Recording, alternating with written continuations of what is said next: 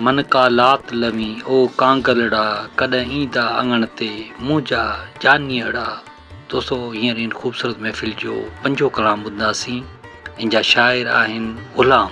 वाह जी शाइरी आहे दोस्तों पुराणी मौसीक़ी आहे, पुराणा साज़ आहिनि, जवानी जा आवाज़ आहिनि, ज़रूरु ॿुधो। इन कलाम जे लाइ असांखे फरमाइश कई आहे असांजे पहिरीं प्यारे दोस्त हाजी मिर्ज़ा ख़ुश सऊदी अरब खां, हाजी कबूल ख़ान जतोई ज़िला रहीम यार ख़ान पंजाब खां, असांजो पहिरीं प्यारो दोस्त शाइर शमन अली मलिक होसपुर कंदकोट खां। उस्ताद जलाल चांदी जी सदाबहार नायाब प्राइवेट महफ़िल वॉल्यूम नंबर 3 तव्हां ॿुधी रहिया आहियो वॾेरे नूर मोहम्मद वसाण जे ताउन सां, जेको उस्ताद जलाल चांदी जो सचो आशिक़ दीवानो ऐं परवानो आहे। दोस्तों अचो त पोइ गॾिजी ॿुधूं पंहिंजे चैनल कामरान जानी सिंधी यूट्यूब ते ऐं पेज फेसबुक ते।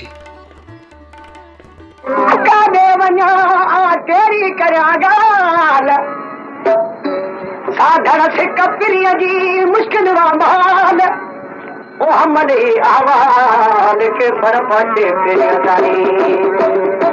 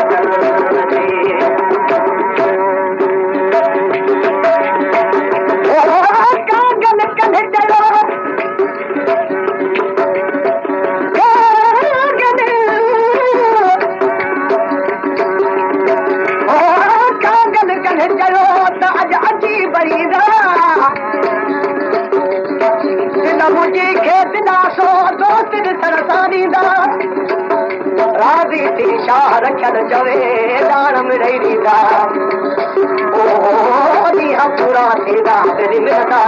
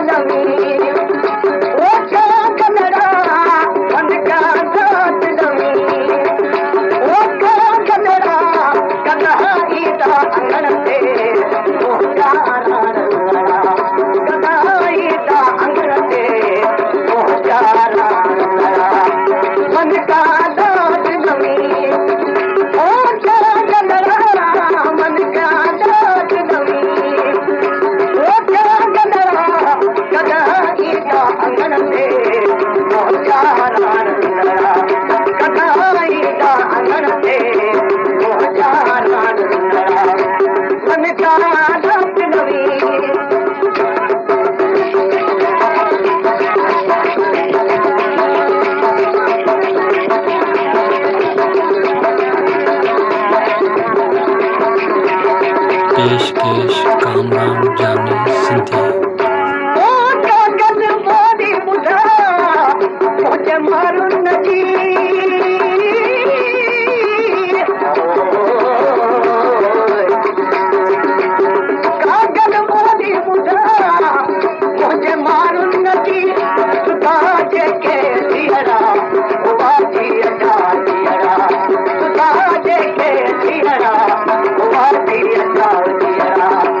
मन का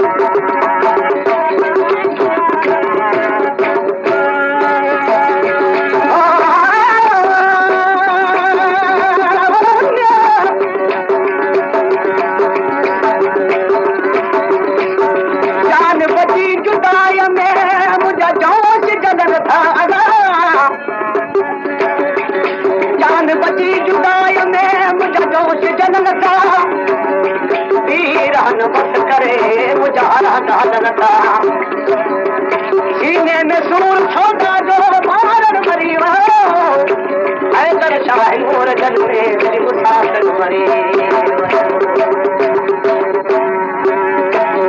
ओ क्या गल कुर्बू करे शहर भरे कागल कुर्बू करे अच्छा पैर भरे खबर तुझे खबर तुझे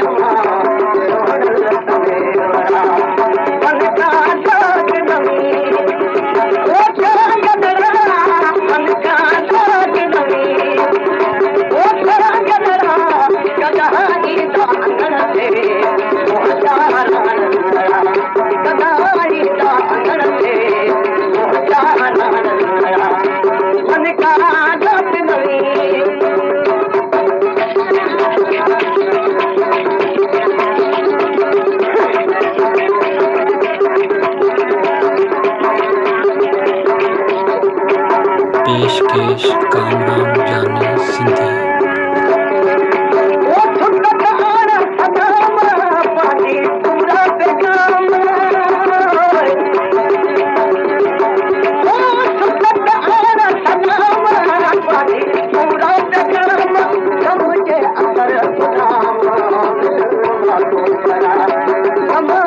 अंदर